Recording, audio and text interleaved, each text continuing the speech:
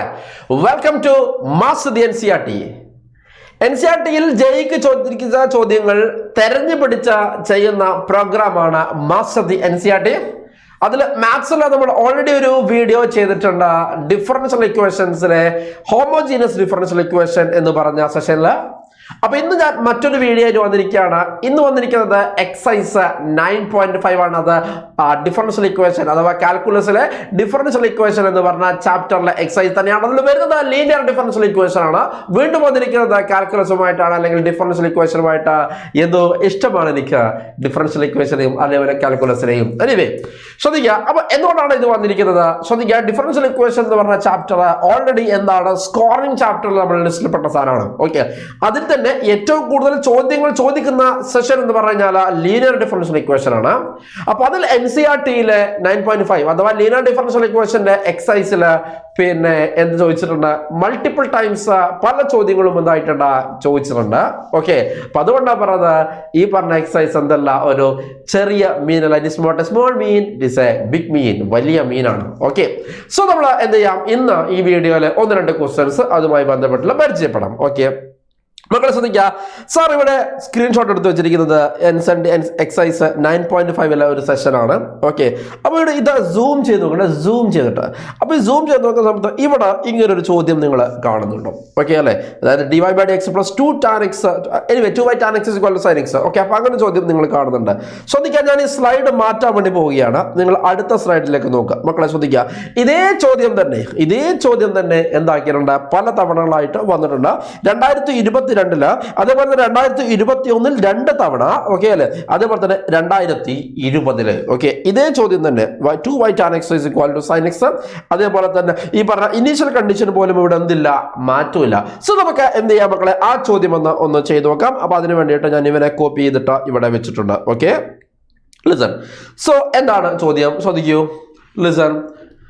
മക്കളെ എന്താണ്, if dy/dx + 2y tan x = sin x and y of π/3 = 0, the maximum value of y of x is equal to.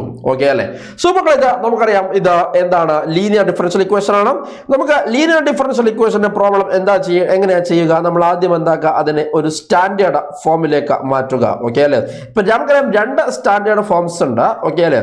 അപ്പൊ ശ്രദ്ധിക്കുക, ഇത് നമുക്ക് കണ്ടാൽ തന്നെ അറിയാം ഇവിടെ dy/dx വന്നുകൊണ്ട് ടൈപ്പ് 1 ആണ്. ഓക്കെ, സോ നമുക്ക് അതിനെ സ്റ്റാൻഡേർഡ് ഫോമിലേക്ക് മാറ്റിയതിനു ശേഷം നമ്മൾ കമ്പയർ ചെയ്യുക. ആരുമായിട്ട് കമ്പയർ ചെയ്യുക, dy/dx + py = q എന്ന് പറഞ്ഞ സംഭവമായിട്ട് നമ്മൾ എന്താക്കുക, കമ്പയർ ചെയ്യുക. അപ്പൊ അങ്ങനെ കമ്പയർ ചെയ്യുന്ന സമയത്ത് നമുക്ക് p = 2 tan x എന്നും, ഓക്കെ p = 2 tan x എന്നും q = sin x എന്ന് കിട്ടും. ഓക്കെ, നമുക്കറിയാം ഇതിന്റെ പ്രൊസീജിയർ എന്ന് പറഞ്ഞാൽ ആദ്യം നമ്മൾ ഇന്റഗ്രേറ്റിംഗ് ഫാക്ടർ കണ്ടുപിടിക്കലാണ്. എന്താണ് ഇന്റഗ്രേറ്റിംഗ് ഫാക്ടർ? pdx ആണ്. ഓക്കെ അല്ലേ. അപ്പൊ (2 tan x dx ആണ്. ഓക്കെ മക്കളെ, എന്താണ് (2 tan x എന്ന് പറഞ്ഞു കഴിഞ്ഞാൽ ശ്രദ്ധിക്കുക, 2 tan x എന്ന് പറയുമ്പോൾ നമുക്കറിയാം എന്താണ്, (2 log mod sec x ആണ്. ഓക്കെ അല്ലേ. ഇതാണ് ഇന്റഗ്രേറ്റിംഗ് ഫാക്ടർ. ശ്രദ്ധിക്കുക, ഇവിടെ എന്താണ് മക്കളെ ശ്രദ്ധിക്കുക, ഇവിടെ 0-നും π/2 ഇടയിലാണ് x. അപ്പൊ sec x എപ്പോഴും എന്തായിരിക്കും, പോസിറ്റീവ് ആയിരിക്കും. ബിക്കോസ് 0 to π/2 എന്ന് പറയുമ്പോൾ ആ ചങ്ങാതി ഏതാണ്, ഫസ്റ്റ് ക്വാഡ്രന്റ് ആണ്, അത് പോസിറ്റീവ് ആണ്. അപ്പൊ അതുകൊണ്ട് നമ്മളെ മോഡുലസ് കഷ്ടപ്പെട്ട് കൊടുക്കേണ്ട ആവശ്യമുണ്ടെന്ന് എനിക്ക് തോന്നുന്നില്ല. ഓക്കെ അല്ലേ. സോ നമുക്ക് ലോഗരിതത്തിന്റെ പ്രോപ്പർട്ടി പ്രകാരം ഇതിന് log sec x 2 log sec x നമുക്ക് എന്താക്കാം, log sec square x എന്ന് എഴുതാം. Okay, so what is log sec square x? log sec square x നമുക്കറിയാം എന്താണ് മക്കളെ, sec square x ആണ്. അതായത് log fx എന്ന് പറയുമ്പോൾ എന്താണ്, fx ആണ് അല്ലെ. അപ്പൊ log sec square x എന്ന് പറയുമ്പോൾ എന്താണ് മക്കളെ, sec square x ആണ്. Okay, now we have to find out the final solution അല്ലെ. എന്തായിരുന്നു നമുക്കറിയാം, എന്താണ് y into integrating factor അല്ലെ. y into integrating factor is equal to integral of q into integrating factor dx അല്ലെ. So y into integrating factor എന്ന് പറയുമ്പോൾ എന്താണ് മക്കളെ, sec square x ആണ് അല്ലെ. q എന്ന് പറഞ്ഞാൽ എന്താണ്, q, what is q എന്താണ് മക്കളെ, sin x ആണ്. അഗൈൻ ഇന്റഗ്രേറ്റിംഗ് ഫാക്ടർ എന്ന് പറയുമ്പോൾ എന്താണ് മക്കളെ, sec square x dx ആണ്. Okay, then we have to integrate this one. അതായത് മക്കളെ ശ്രദ്ധിക്കുക, sin x into sec square x എന്ന് പറഞ്ഞാൽ ആക്ച്വലി എന്താണ് സാധനം? ഇറ്റ് ഈസ് സിംപ്ലി എന്താണ്? It is sec x into tan x ആണ്. ക്ലിയർ ആയോ? sec x into tan x ആണ്. ഓക്കെ, അത് ഞാൻ വേണമെങ്കിൽ അത് കാണിച്ചു തരാം. ഓക്കെ, നമുക്കറിയാം sec square x എന്ന് പറയുമ്പോൾ എന്താണ് മക്കളെ? 1 divided by cos square x ആണ് അല്ലേ? 1 divided by cos square x ആണ് അല്ലേ മക്കളെ? അതെ. അപ്പോൾ ഈ cos square x നമുക്ക് രണ്ട് രീതിയിൽ എഴുതാൻ വേണ്ടി പറ്റും അല്ലേ? എങ്ങനെയാണ് മക്കളെ ശ്രദ്ധിക്കുക, അഥവാ ഇവിടെ cos xi into what? cos xi എന്ന് പറഞ്ഞതിനെ എന്താക്കാം? മാറ്റി എഴുതാൻ വേണ്ടി പറ്റും അല്ലെ? sin x by cos x നമുക്കറിയാം മക്കളെ എന്താണ്? tan x ആണ് അല്ലെ? 1 by cos x നമുക്കറിയാം മക്കളെ എന്താണ്? sec x ആണ്. So integral tan x sec x അല്ലെങ്കിൽ sec x tan x പറയുമ്പോൾ എന്താണ്? It is simply what is that? sec x plus c ആണ്. സോ നമുക്ക് എന്ത് കിട്ടി? പറ y sec square x is equal to what is that? sec x അല്ലെ plus c integral sec x tan x is equal to what? sec x ആണ്. Okay, so അടുത്തത് നമുക്ക് ഇനി അടുത്ത എന്താണ്? നമുക്ക് y of pi by 3 is equal to 0 അല്ലെ? ഇതെന്തിനാണ് ഈ സാധനം തരുന്നത്? y of pi by 3 is equal to 0 എന്ന് പറയുന്ന സാധനം എന്തിനാണ് തരുന്നത്? ടു ഫൈൻഡ് ഔട്ട് c കണ്ടുപിടിക്കാൻ വേണ്ടിയിട്ടാണ് അല്ലെ? y of pi by 3 is equal to 0 എന്ന് പറഞ്ഞാൽ x ന് pi by 3 കൊടുത്തു കഴിഞ്ഞാൽ എന്തായിരിക്കും മക്കളെ? y എന്തായിരിക്കും? 0 ആയിരിക്കും അല്ലെ? സോ നമ്മൾ ആ ഫോർമാറ്റ് ചെയ്ത് കഴിഞ്ഞാൽ ഇവിടെ y അഥവാ 0 into sec square what pi by 3 അല്ലെ is equal to sec pi by 3 plus c. 0 into this one is what? 0. Sec pi by 3 is what? 2c. Okay, 2 plus c. So മക്കളെ c is equal to നമുക്ക് എന്ത് കിട്ടും പറഞ്ഞാട്ടെ? c is equal to -2 എന്ന് കിട്ടും അല്ലേ? So 1 c is equal to -2 എന്ന് പറഞ്ഞ സാധനം ഈ കണ്ട ജനറൽ ഇക്വേഷനിലേക്ക് നമ്മൾ എന്ത് ചെയ്യണം മക്കളെ? ഇട്ട് കൊടുക്കണം അല്ലേ? അപ്പോൾ അങ്ങനെ ഇട്ട് കൊടുത്താൽ y sec square x is equal to what? sec x -2 എന്ന് വരും. ഓക്കെ അല്ലേ? ഇനി മക്കളെ നമ്മൾ ചെയ്യേണ്ടത് എന്താണ്? നമ്മൾ ചെയ്യേണ്ടത് ഒന്നുമില്ലടാ. നമ്മൾ ചെയ്യേണ്ടത് എന്താണ്? then the maximum value of y of x അല്ലേ? അഥവാ y of x ന്റെ അതായത് y യുടെ അതായത് ഈ ചങ്ങാതിയുടെ മാക്സിമം വാല്യൂ കണ്ടുപിടിക്കാനാണ് പറഞ്ഞിരിക്കുന്നത് അല്ലേ? അപ്പൊ അതിനെ നമ്മൾ ആദ്യം എന്താക്കണം? എക്സ്പ്ലിസിറ്റ് ഫോമിലേക്ക് ഇതിനെ മാറ്റി എഴുതാം. ഇത് ഇംപ്ലിസിറ്റ് ഫോമിലാണുള്ളത് അല്ലെ? അതെങ്ങനെ മാറ്റി എഴുതുക? ഒന്നുമില്ല, ഈ sec square x നെ ഞാൻ റൈറ്റിലേക്ക് കൊണ്ടുവരികയാണ്. അപ്പോൾ sec x - 2 divide by sec square x. അതേപോലെ ഇവിടെയും എന്താണ്? Divide by sec square x അല്ലെ? നമ്മുടെ sec x divide by sec square x എന്ന് പറയുമ്പോൾ എന്താണ്? sec x ആണ്. 1 by sec x ആണ്. 1 by sec x എന്ന് പറയുമ്പോൾ എന്താണ് മക്കളെ? ഇത് സിംപ്ലി എന്താണ്? cos x ആണ്. -2 divided by sec square x എന്ന് പറയുമ്പോൾ it is simply what is that മക്കളെ? എന്താണ്? it is what? 2 cos square x ആണ്. അപ്പൊ ഇതിൻ്റെതാണ് നമ്മൾ എന്ത് കണ്ടുപിടിക്കേണ്ടത് മക്കളെ? മാക്സിമം വാല്യൂ നമ്മൾ എന്ത് ചെയ്യേണ്ടത്? കണ്ടുപിടിക്കേണ്ടത്. ഓക്കെ അല്ലെ? മാക്സിമം വാല്യൂ ഇവന്റേതാണ് നമ്മൾ കണ്ടുപിടിക്കേണ്ടത്. ഓക്കെ, ഇതെന്താണ് സാധനം മക്കളെ? This is a quadratic equation അല്ലേ? This is a quadratic equation അല്ല, സോറി, ക്വാഡ്രാറ്റിക് എക്സ്പ്രഷൻ അല്ലെങ്കിൽ ക്വാഡ്രാറ്റിക് പോളിനോമിയൽ അല്ലെങ്കിൽ എന്താണ്? ക്വാഡ്രാറ്റിക് ഫംഗ്ഷൻ ആണ് in terms of what? Cos x. Okay, അപ്പൊ ഇങ്ങനെയുള്ള സംഭവത്തിന്റെ നമ്മൾ എങ്ങനെയാണ് ഇതിന്റെ മാക്സിമം വാല്യൂ, മിനിമം വാല്യൂ അല്ലെങ്കിൽ റേഞ്ച് ഒക്കെ നമ്മൾ കണ്ടുപിടിക്കുക? നമുക്ക് ഒരു പ്രൊസീജിയർ ഉണ്ട്. അപ്പൊ അതിന് എളുപ്പത്തിന് വേണ്ടിയിട്ട് ആ പ്രൊസീജിയർ എളുപ്പാക്കാൻ വേണ്ടിയിട്ട് ഞാൻ എന്ത് കൊടുക്കുകയാണ്? Cos x is equal to t എന്ന് കൊടുക്കുകയാണ്. ഓക്കെ അല്ലേ? So y is equal to what? -2t അല്ലെ? -2t square plus what? t എന്ന് വരും അല്ലേ മക്കളെ? ഇനി ഞാൻ എന്താ ചെയ്യുന്നത്? നമുക്കിതിനെ സ്ക്വയർ കംപ്ലീഷൻ നടത്തുന്ന ഒരു വഴിയാണ്. അല്ലെങ്കിൽ -d/4a എന്ന് പറഞ്ഞ സാധനത്തിന്റെ അപ്ലിക്കേഷൻ ഉണ്ട്. നമ്മൾ എന്താണ്? -a to a അതായത് ഒരു ക്ലോസ് ഇന്റർവെൽ കൊടുക്കുന്ന കേസ് ഉണ്ട്. അപ്പോൾ ഇതിന് ഏറ്റവും വേഗത്തിൽ നമുക്ക് ചെയ്യാൻ വേണ്ടി പറ്റുന്ന സാധനം എന്ന് പറയുന്നതാണ് സ്ക്വയർ കംപ്ലീഷൻ ആണ്. അപ്പോൾ നമുക്ക് സ്ക്വയർ കംപ്ലീഷൻ ചെയ്യുമ്പോൾ നമുക്കറിയാം എന്താണ് ഈ പറഞ്ഞ ഇവന്റെ കോഎഫിഷ്യന്റ് എപ്പോഴും എന്തായിരിക്കണം? 1 ആയിരിക്കണം. അപ്പോൾ 1 ആയിരിക്കണം നിർബന്ധമില്ല, അപ്പോഴാണ് എളുപ്പം എന്നാ പറഞ്ഞത്. ഓക്കെ, അപ്പോൾ ഇവിടെ ടി സ്ക്വയർ അല്ലേ പ്ലസ് ടി ഡിവൈഡ് ബൈ -2 അല്ലെങ്കിൽ നമുക്ക് എന്താ പറയാം? -t/2 എന്ന് കിട്ടും. ഓക്കെ അല്ലേ? ഇനി മക്കളെ നമ്മൾ എങ്ങനെയാണ് ഇതിന്റെ സ്ക്വയർ കംപ്ലീഷൻ നടത്തുക? വളരെ എളുപ്പമാണ്. നമ്മൾ എന്താ ചെയ്യേണ്ടത്?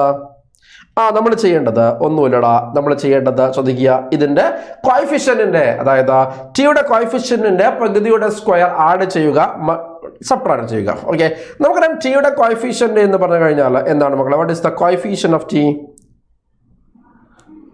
ഓക്കെ, കോഎഫിഷ്യന്റ് ഓഫ് ടി എന്ന് പറയുമ്പോൾ ഇവിടെ -1/2 ആണ് അല്ലെ? അതിന്റെ പകുതി എന്ന് പറയുമ്പോൾ എന്താണ് മക്കളെ? -1/4 ആണ്.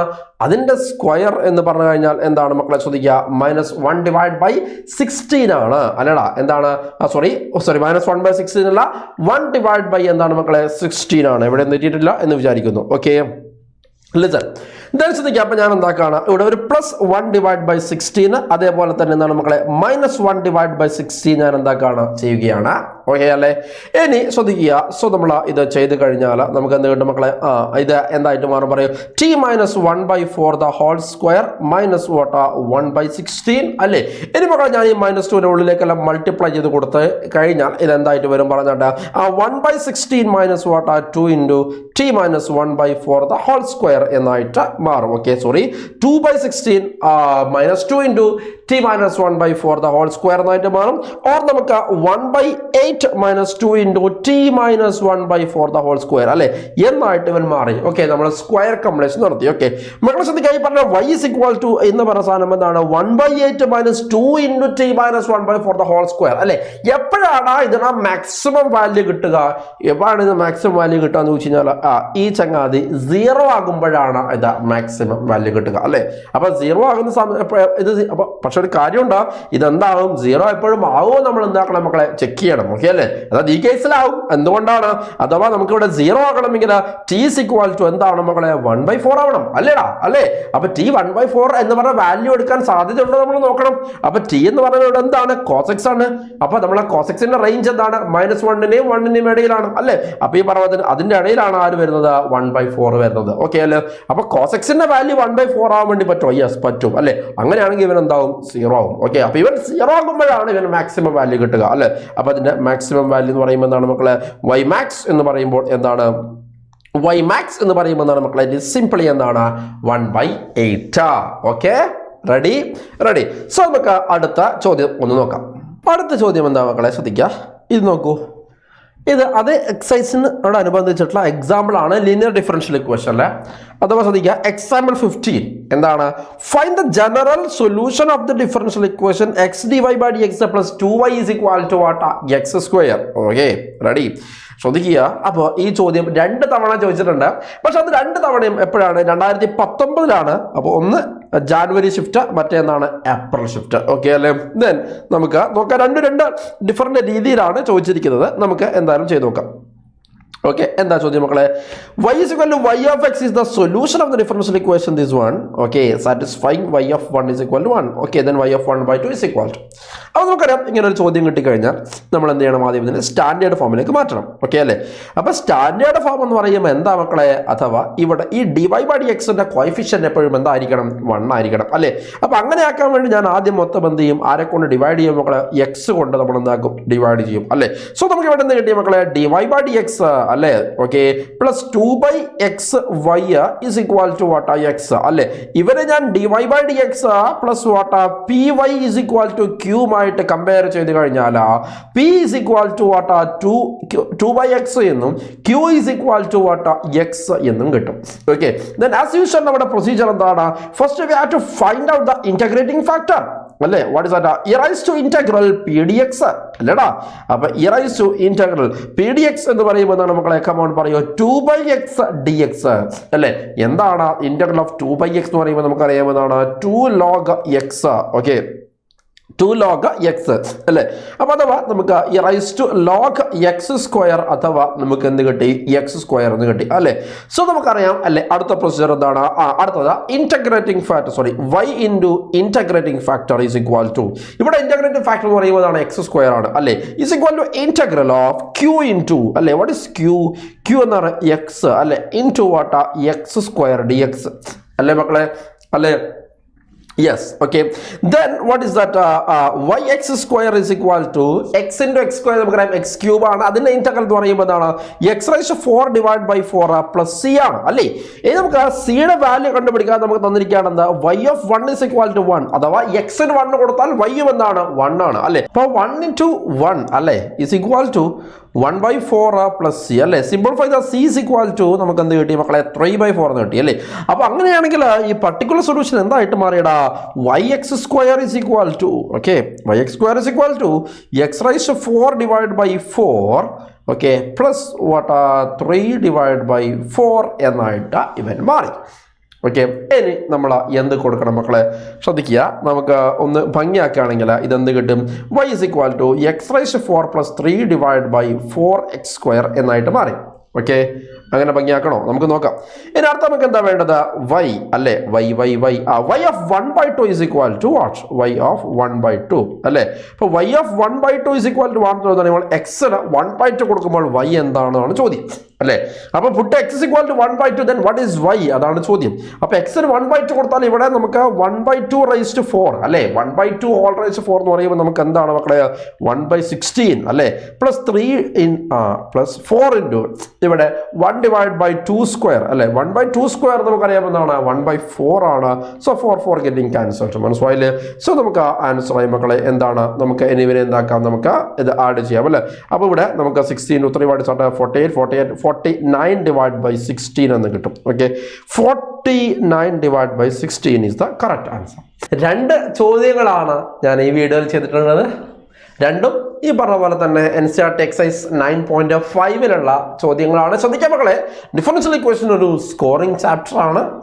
അത് ചിലപ്പോൾ 1-2 ക്വസ്റ്റ്യൻസ് എന്താക്കാറുണ്ട്, ചോദിക്കാറുണ്ട്. അതിൽ കൂടുതലും വരുന്നത് എന്താണ്? ഈ പറഞ്ഞ ലീനിയർ ഡിഫറൻഷ്യൽ ഇക്വേഷൻ എന്ന് പറഞ്ഞ സെഷൻ എന്നാണ്. സോ ആ എക്സസൈസ് നന്നായിട്ട് പഠിക്കുക. അപ്പൊ അത് പഠിച്ചാൽ തന്നെ നമുക്ക് ആൻസർ ചെയ്യാൻ വേണ്ടിയിട്ട് പറ്റുന്ന ക്വസ്റ്റ്യൻസ് ഒരുപാടുണ്ട്. ഡിക്റ്റോ ക്വസ്റ്റ്യൻസും ഉണ്ട്. ഓക്കെ, ഇനിയുമുണ്ട് എന്താ ഈ പറഞ്ഞ ഈ എക്സസൈസിൽ പിന്നെ പ്രീവിയസ് ഇയർ ജയിക്ക ചോദിച്ച ചോദ്യങ്ങൾ. ഓക്കെ, ശ്രദ്ധിക്കുക. അതുകൊണ്ടാണ് പറഞ്ഞത് exercise 9.5 of NCERT is not a ചെറിയ മീൻ. അതൊരു ചെറിയ മീനല്ല. തുടരും.